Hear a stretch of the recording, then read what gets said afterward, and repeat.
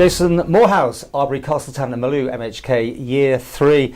And Mr. Moorhouse, I don't see much of you. I just looked back on my interviews and I think you're not one for talking to me or the media, I don't know. I've been so busy, I've been working hard, I've been up in the morning and working through the night and trying to make a difference. Right, well, I did try to track you down, and I know we've got scheduling issues over that whole thing with the prison, so can we just deal with that? Right, okay, of course. What on earth were you doing? Was it 19 questions? 20. 20 questions. But they were the most important 20.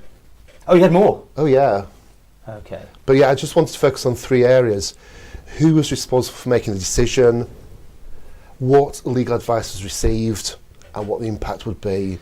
Okay, the headline we were seeing everywhere else was that you wanted them to pull the show, you wanted editorial control, you wanted... I mean, is that a fair assumption of what you're trying to do? Not at all. No. One of the questions was asking the Chief Minister if he was able to have any influence over what was being shown. It was quite clear that the Attorney General had no influence, the prison governor had no influence, the Home Affairs Minister had no influence, and it was basically the prison was being opened up to the media and the response would be made after the programmes were broadcast, which, given the nature of the inhabitants and what the prison is there to do, I was slightly concerned. Right, well, a contract was signed, no doubt. I mean, you know, the terms of engagement are made. Assuming a contract was signed, you would have assumed the Attorney General would have seen something. Right. But from the answer he gave, he provided no advice or support, so I'm not sure what we agreed to. And there's no way you can stop these things once that's underway, you understand that? I mean, that's true, yeah. You weren't trying to gag the media in that sense. That would be impossible, wouldn't it? Yeah. Well, that's why I was trying to get to the bottom of it. It just seemed like a strange thing you were being accused of, almost. No, it was just taking a step back to find out what checks had happened. At any stage, was the Chief Minister able to say, yeah, this is a bad idea, we need to reconsider? And the answer was really informative. You know, the Council of Ministers discussed it 3 times before the first broadcast. Is that fact? That's a fact. So it wasn't a case of... So it went to Comin? It went to Comin, that's it. So it's had some impact. Right, so they didn't just pass it willy-nilly? No. So even though the governor is brought in as the key individual responsible, it was discussed in Home Affairs, it was discussed in the Council of Ministers, but not with the Attorney General, not with Enterprise in terms of what will the impact be. Well, we've got plans to talk to that side of the thing in the next week or so. Now, all programmes have been transmitted, haven't they? So yeah, they've all gone. I mean, it was in between Coronation Street, wasn't it? So potentially there's a big audience potentially there to say we're doing this and that. Yeah, 3.5 million people can't be sniffed at, but you've got the issue that there was advertising space that possibly could have made more use of. Right, well, let's park that one. Although, no, hang on. You had a question about how high they were when they went in, the prisoners, and after that, what was that? Was that seriously a mistake? That was an interesting one in terms of... I remember that. When the people arrive to carry out the sentence, actually weigh them... The height, you said height as well. I know, but it's quite... Change, is it? Well, if these people are from a group where perhaps they're not eating correctly, exercising correctly, if they go to prison and get proper food, proper exercise, what is the impact? Okay. You are interesting, man, aren't you? I mean, are you? I always say this to people. Are you still finding it interesting and engaging and incredibly so. Yeah, every day's different. Every day you get a new challenge and something new to look at. Well, let's look at last year first of all. The last 12 months. What have you done? I mean, I know the police station down in Castletown is a favourite of yours every time. Isn't it? I think when it comes down to it, I've gone this year for more of a theme. So I've looked at issues in terms of things like pensions. There was a letter sent out to pensioners last November saying that if this document isn't completed, then your pension will stop. On that occasion, I asked the Treasury Minister 4 questions linking to that very specific topic. And we had changed. The Treasury Minister said, we won't stop pensions. We'll help people sort out the information that needs to be brought through. There was a consultation last autumn, it was probably more into the summer, and that was looking at agriculture, and it was kind of crushed in the middle of summer, harvest time, people were away, and I asked for an extension. And I did that by asking questions and saying to the Minister, look, this is an issue. So this year I've really gone for core topics and raised them not just as a random question, but I've done the research, I've spoken to the Minister. Were you happy with the results you got then, the answers? Oh, definitely. I feel the way the questions work, there's lots of ways to actually operate it, and I feel this year I've actually operated in a way that's produced more beneficial results. Because you promised us some massive things were going to happen in the last 12 months. Looking back at your interview, did those things happen, or was that it? I mean, was that the thing you talked about?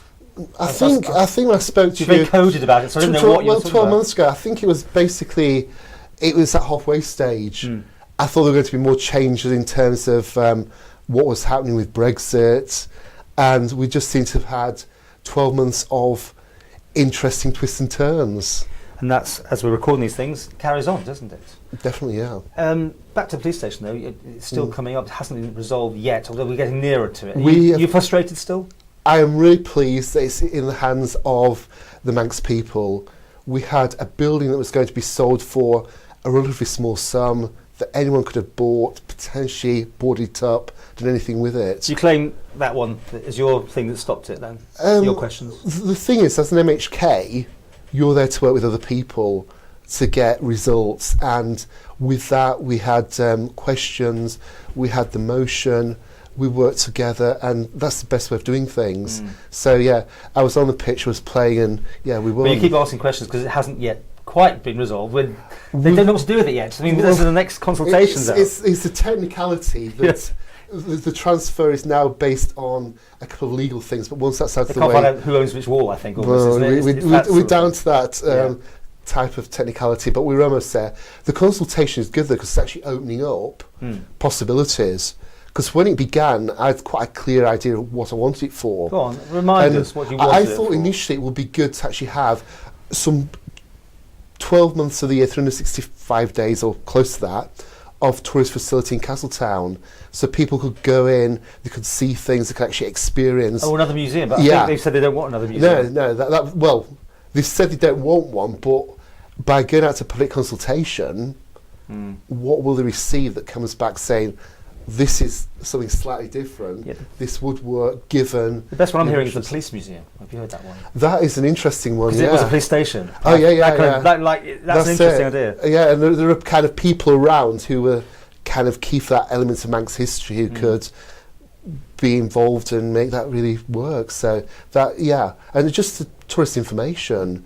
You know, they spend a lot on the shop in the castle, and that's shut for really 6 months of the year. So to actually have a commercial facility that's open all year would be interesting. Okay, anything else that's happened over the last 12 months you flagging up for us that you're proud of, done, or haven't done, or want to do? You know, what happened? Well, I think it's just been 12 months of working hard and making sure things have been coming to fruition, because when you're elected, you have that belief you can go straight up to Douglas and get change, and you come up to Douglas and you find out there's the political and there's the operational, and year 2 you kind of find out how it works, and year 3 kind of getting things to fruition. And I feel that that's been the case this year. It's been working things through and getting results, not huge massive results, but things that make a difference. You know, when I studied in 2011 and 2016, I didn't really refer to constituency work, and that is now a substantial amount of my workload. And when I get a phone call or an email, I know how to answer the questions, how to deal with it, and it's kind of part of the learning process. And you know, you've got the army, you've got the ammunition, you can go out and solve problems. You still do left field questions though in Timor, don't you? Some of the more... Yeah, I think it's important to actually keep it interesting, and you know, a lot of the questions I do ask kind of feed their way into the media, and it's because they really come from constituents and going out and meeting people. You know, I go to the coffee mornings and things, and I'm out in Castletown, I talk to people, and you know, lots of people say, you're asking the question that I was thinking about, and I think that's important, because you know, there's all the technical things that you need to look at. You know, this month I've got 10 questions down, I've got 3 about the reserves, and you know, it's a really important area I'll be looking at in the next few weeks, but there are other smaller topics that link directly to the constituency, and I think getting that mix is important.